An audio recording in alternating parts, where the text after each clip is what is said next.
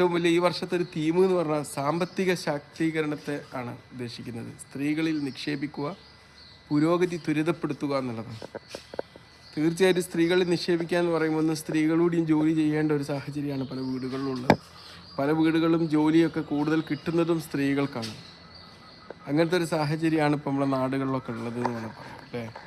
അപ്പോൾ എന്താണെന്ന് വെച്ചാൽ ഇത്തരം ഒരു വേളയിൽ നമ്മൾ ശ്രദ്ധിക്കേണ്ട ഒരു കാര്യം എന്ന് പറഞ്ഞാൽ സ്ത്രീകൾ അവർക്ക് ഒരുപാട് ആരോഗ്യപരമായിട്ട് പുരുഷന്മാരെക്കാളും കൂടുതൽ ശ്രദ്ധിക്കേണ്ട ഒരു കാലഘട്ടമാണ്. കാരണം ജീവിതശൈലി രോഗങ്ങളൊക്കെ പലപ്പോഴും കൂടുതലായിട്ട് സ്ത്രീകളിൽ കാണും. അവരോട് എക്സസൈസ് ചെയ്യാൻ ചോദിച്ചാൽ സ്ത്രീകൾ പറയും, ഞങ്ങൾക്ക് വീട്ടിൽ തന്നെ എമ്പാടും പണിയുണ്ടല്ലോ, പിന്നെ എന്തിനാപ്പം ഞങ്ങൾ ജോലി ചെയ്യുന്നതെന്ന് ചോദിക്കും.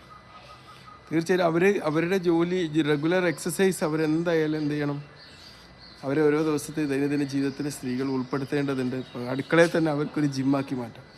കാരണം ഒരുപാട് ഫ്രീ ടൈമും എന്നാൽ എൻഗേജഡും ആവുന്ന ആൾക്കാരാണ് സ്ത്രീ.